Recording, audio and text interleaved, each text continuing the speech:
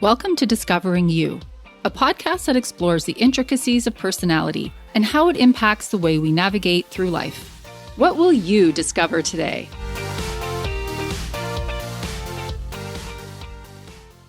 Hi, listeners. Hi, Heather. Hi there. How are you today? Actually, I'm good. Literally good is my choice on the how we feel app. Is that yellow or green? It is green, which I don't know that I've ever picked green. And in hindsight, I sometimes don't pick it because I feel like low energy sounds negative. Right. And I don't feel like it is today. But it's low energy, pleasant. Pleasant. Right? Yeah. I chose good today. The definition is feeling positive, like things are just fine. And that's how I feel. How are you feeling today? Well, thank you for asking. I'm in the yellow zone of the mood meter on the How We Feel app, and that is motivated. That's what I got. And so motivated is defined as enthusiastic about doing something, which is probably this podcast. I usually get pumped up and excited about it. Me too. Listeners, did you watch the Oscars on Sunday? You know what's coming. Here's DISC as the Academy Awards. For high D, the substance. Intense, controversial. High I is wicked, fun, and emotional. High S, I'm still here. Themes of persistence and family. And for high C, Conclave. Themes of tradition and order. Today's topic is the growth zone. You may not have heard this term, but you've probably heard of the comfort zone, right? That phrase was coined in the 90s by Judith Bardwick, and it refers to, quote, a state where a person operates in an anxiety-neutral condition using a limited set of behaviors to deliver a steady level of performance, usually without a sense of risk. That sounds a bit high S and low D to me. This concept goes back much further, though, to behavioral psychology, specifically Yerkes and Dodson, and this is 1907. They conducted studies on mice and discovered the link between anxiety and performance. With small amounts of anxiety, performance increased, but too much anxiety, the mice hid rather than attempting to perform the task. Full disclosure, I did not read the entirety of this experiment because those of you who know me know I did not like to think about what the mice were hiding from and didn't really want to know the details there. However, they then paralleled this with human behavior. And in response to anxiety-provoking stimuli, people tend to behave according to the fight, flight, freeze, and more recently added fawn reactions. Have you heard of these, Heather? I've heard of fight, flight, and freeze, but I'm not familiar with fawn. You know what is occurring to me real time? Now there's 4 of those. What else are there 4 of? DISC. I wonder if I can do this really quickly. Let's pause for a commercial break. Well, maybe this will be my way of trying to explain them really quickly and briefly. And totally, this is not like me, guys, like on the fly, on the spur of the moment. Okay. Fight for sure has got to be high D, right? That's when you have the anxiety, you're going to like just fight your way out of it. Flight is basically like, let me leave. I'm getting the heck out of here. I would have said I, but I think based on process of elimination, I'm going to say C. It's just like, okay, I don't like this. I'm leaving it.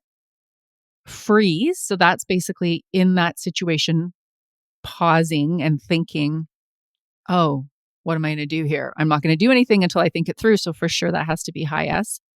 And then fawn. What fawn is basically just really try to cater to the other person in that situation's needs. So let's say you're in a dangerous situation, then you would be really nice. When someone says fawn over you, oh, that's okay. Let me try. And, maybe you're in a dangerous situation, but instead of running away, you're going to try to meet it with kindness and try to almost persuade the person like it's okay. Like influence? That would be influence. Like influence. Well done. Thank you. I don't really know. We'll see if that stands. That was a very spontaneous high I moment for me, which is not very common. So our nervous systems have what is referred to as a Goldilocks zone of arousal. If you have too little of it, you remain in the comfort zone and you're susceptible to boredom setting in. But if you have too much, you enter the panic zone, which also stalls progress. The source material for this is from Oliver Page. The key is learning what your threshold for fear is and whether it's at a level where it's temporary, and then you can use it to push through on the way to the growth zone. To gain a deeper understanding, let's explore what each zone means. There are 4. We've already touched on the first one, the comfort zone. This is where you feel safe and in control. The next one is the fear zone. And in this one, your self-confidence may be lacking. You find yourself affected by the opinions of others, and you may find yourself making excuses. The third one is the learning zone. You start to extend the comfort zone, you deal with challenges and problems, and you acquire new skills. And finally, we arrive at the growth zone. You set new goals, you find purpose, and realize aspirations. Sound good? How do we move through these zones to get to the growth? Getting out of our comfort zone is a huge step and requires a degree of self-awareness. For instance, you have to know what the outer limits of your comfort zone are in order to leave it. And you have to test out where your panic zone is. The key is to find the sweet spot in between the two. And when you take on the challenges here, they will stretch you, hello stretch goals, and lead to learning and growth. If you're thinking, why would I want to do something that could provoke fear in me, especially if it leads to panic? I totally understand. Believe me. I've had to get focused and introspective where this is concerned because in the past, I did not listen to cues and signals my body was sending me, which resulted in having panic attacks. For anyone listening who has experienced them, you know how horrible they are, and the fear of a recurrence can be debilitating. This is something I've battled. Do I just stay small and in my comfort zone to ensure a feeling of safety? Yes, I've tried that, and it works for a period of time, but eventually it leads to stagnation. Really knowing yourself, paying attention to your body's alert system is crucial. In my case, I learned to distinguish between nervous energy that is negative and energy that initially feels nervous, but is actually excitement. It's worth mentioning that progress is not always linear. On the journey between the zones, we may have to retreat back to the comfort zone to gain some calm, recharge our batteries, and then set out on our journey rejuvenated. If you're thinking, remind me again why I should be doing this, here are 4 benefits of leaving your comfort zone. Number 1, striving for self-actualization. Think back to learning about Maslow's hierarchy of needs in high school. If you can picture it, it's a pyramid. The larger bottom area is your basic needs: food, shelter, safety, relationships. Then it moves up to psychological needs like accomplishment and self-esteem. And at the top of the pyramid are the self-fulfillment needs, which is self-actualization, and that's achieving one's potential, including creative activities. This helps avoid inertia as we age, and it promotes growth. Benefit number 2, development of a growth mindset. Does this sound familiar? This is one of the concepts that has had a profound impact on my own personal development and why I explored the work of Carol Dweck on episode 9. She breaks down mindset into 2 categories, fixed and growth. In a fixed mindset, you believe that your intelligence and abilities are static. In a growth mindset, you believe that these can be developed. In that episode, I shared some sample questions to probe which mindset you associate with. Here are some examples. You will answer with you mostly agree or you mostly disagree. Number 1, you are a certain kind of person, and there is not much that can be done to really change that. Number 2, no matter what kind of person you are, you can always change substantially. Number 3, you can do things differently, but the important parts of who you are can't really be changed. And number 4, you can always change basic things about the kind of person you are. So listeners, how'd you answer? Statements 1 and 3, I'll read them again. These are representing a fixed mindset. So they were, you are a certain kind of person, not much to be done to change it, and you can do things differently, but the important parts of you can't really be changed. So if you did that, that's more of a fixed mindset. And then the 2 and 4 are more of a growth mindset. They were, no matter what kind of person you are, you can always change substantially, and you can always change basic things about the kind of person you are. Heather, do you remember when we recorded this episode? And of course, it was a little bit more extensive. That was just a brief snapshot. But I think you and I got tripped up by the same word here. And it was substantially because it seemed so dramatic. Have you changed your opinion on that, or do you still think that fits? It's interesting. This time it feels like it just made sense to me as soon as I read the questions. Interesting. I still don't love the word substantially in there.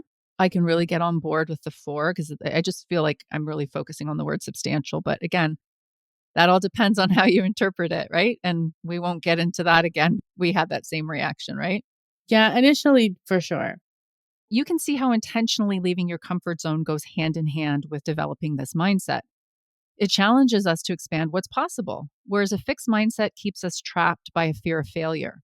Moving along to the third benefit of leaving your comfort zone: resilience.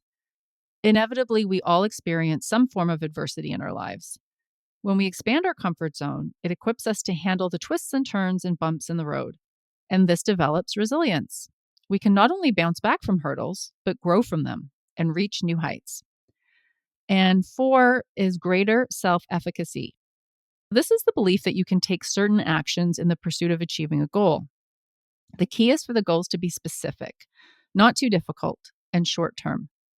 This will require a phase of some trial and error, which pushes us out of our comfort zone. It's likely that some level of success will occur, which then leads to our belief in our abilities to grow. Can you give an example? Say you're starting a new workout. You want to get fit. Yes, this is exactly what I was going to say. Okay, I want to run a marathon. That's hard, especially if you're not somebody that's a runner. So maybe you start with, okay, I'm going to start running 3 times a week. Then maybe I'll sign up and I'll do a 5K. Okay, so I can do that. Maybe I'll do the 5K in 3 months. Okay, so I'm going to practice. And then maybe I'll do a 10K in 6 months. And then eventually you build yourself up to maybe next year I'll be able to do like a half Half marathon. marathon. Okay. Perfect. Thank you. You are welcome. I can't do too many things on the fly, Heather. I'm still like basking in the, Still reeling in the flight or fight. come on now, let's not get crazy. Who would I be? Stretch goals. Stretch. Yay, I stretched. I stretched. Oh my goodness. Okay, focus, focus. All right, now that we know the benefits of leaving the comfort zone, let's look at 4 tips on how to get to the growth zone. Number 1, reframe stress. Did you know that physiologically, there is no difference between anxiety and excitement? They both have a stress response, but whether they're perceived as positive or negative comes down to labeling. There's actually a term for positive stress. It's called eustress. Eustress provides us with the spark and energy to do things that may feel scary. For example, making a speech, going on a first date, taking an exam. This form of positive stress is short term and it propels us to achieve goals. Next time you're feeling anxious, take some time to reflect and consider the possibility that this is serving you, not working against you. Have you experienced this at all, Heather? Yes. I think a lot at some points in my life. Like the actual eustress, so that positive stress. Yes, because I used to be afraid of meeting new people, but now I still get nervous about meeting new people, but I get excited about it. I see them more as opportunity as opposed to something I have to get through. Do you think you did that consciously or subconsciously? That ability to discern, oh, this is excitement versus anxiety. We're always associating anxiety with negativity as opposed to, is this fueling something, some maybe passion? I think it was conscious to a point to be like, you can't really continue to be like this and operate as a business owner. In order to get business, you have to meet people for what I do, anyways. And maybe it's experience, right? I'm getting more experienced with it. And so it's less of a unknown. It was conscious for me. I had to figure out, okay, what is this feeling? And is this feeling always bad? Same thing about wanting to stay in a comfort zone, like, oh, my heart's racing, my hands are sweating. This doesn't feel good. And then go back and reflect and be like, actually, though, that was kind of your body's system of showing you, wow, you really care about what's coming up. This will often happen to me before I do a speaking session or presentations or sometimes even this podcast. It's just showing like, okay, I've got some excitement building. Here comes the adrenaline. And so for me, it was a conscious decision to reframe it. And it really, really made a difference. Well, in this podcast, especially, 'cause at the beginning, you were like, will you? No, I will not. And so then I got a lot of anxiety every time we would record. probably the first year. I'm a behind the scenes person. I built a business around being the behind the scenes person. But now I'm excited. I get to have a conversation with my friend and we're going to record it and hopefully it's valuable. You've stretched and you've learned and you've gone through the fear. Just you wait. I'm going to have my own podcast someday. No, I'm not. And now you're arriving in the growth zone. Okay, this is exactly what we're talking about. That was number one. That was reframing stress. Number two is just really knowing that our brains are adaptable. This is referred to as neuroplasticity, and it's the ability of the brain to form new connections and pathways and change how its circuits are wired. This is like relatively recent. People used to just think these things were fixed, right? But knowing that we're malleable and adaptable can give us the courage we need to get out of an old mindset or habit and embrace a new one. Number three is prioritize. This is really discerning which pursuits are worth stretching for and which ones are better left for the comfort zone. If we're stepping out of our comfort zone in every aspect of our life, that's going to be overwhelming and likely unsuccessful. Prioritizing which parts should be pushed and which parts should be left to rest and rejuvenate is key. And number four is small steps. It's better to make small incremental steps, which slowly build to something achievable versus jumping in with both feet and throwing caution to the wind. So this is kind of like the example we used, Heather, with the, okay, if I'm going to run a marathon, where am I going to start? Be patient with yourself and remember, each single step is forward motion. That's it in a nutshell. I found the way that this material broke down the different zones to actually be really helpful and comforting. I think seeing it mapped out as steps on the way to something bigger is reassuring. I've been familiar with the theory. You hear people saying it and it says, oh, well, if you're feeling truly uncomfortable or, you're having a really hard time, just know growth is about to occur. And I'm always like, okay. But so I understand it in theory, but it all seemed vague. And I think seeing it explained through this 4-step process, comfort, fear, learning, growth, is more relatable. Do you agree, Heather? I do. I was going to ask you, but I think you kind of maybe answered it. I was going to ask you if you feel like you've done anything recently to get out of your comfort zone and into a growth zone, but that was a good example that you talked about with this podcast, is you definitely have taken on a much bigger role than we originally had planned. I always think about this because Dax says it. You don't have to quit whatever you're addicted to forever. You just have to quit for today. Right. I turned that around. Okay, I don't have to work out every day the rest of my life, but I do have to do something today. It's not a lot, but it's every day it's something.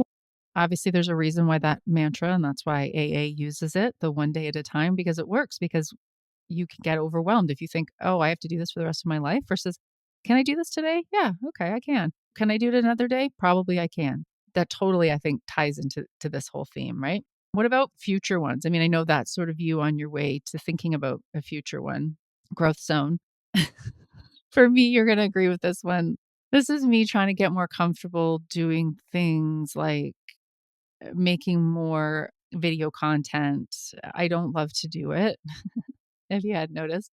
And sometimes I'll have people say to me after a session or talking to me, and they're like, you really should record this. Or when you're promoting something, just get on, just hop on and say, hey, here's what you're going to learn. And I'm like, yeah, I should, but I don't want to.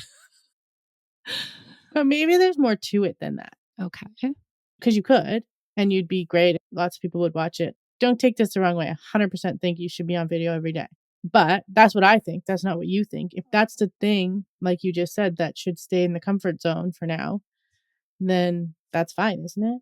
Listen, my comfort zone wants to 100% agree with you.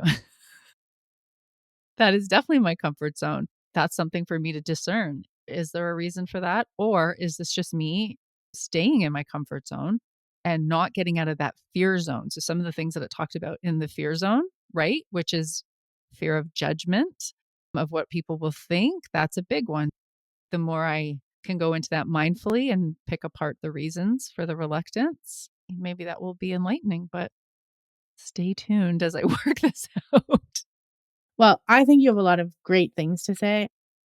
Not that we need to dissect this here and now, but what's the difference between presenting and video? We're having therapy here. I would say, because when I'm presenting it, I'm in like that flow state that you want to have. I'm excited to be sharing something that I have learned, that I believe in, that I really think will help people. I'm also getting to see their reactions, see them have light bulb moments. So I'm picking up on that and I don't see myself. Whereas if I have to do like a video, then I feel like it's more performative versus a natural interpersonal communication. So even if I'm presenting, I'm looking at the people in the room, they're smiling, or maybe they're looking confused, or maybe they have a question, but I'm gaining my energy from that. Yeah, I think it's like the performative piece of it and then having to go back and look at it, which is pretty dreadful, but That makes sense.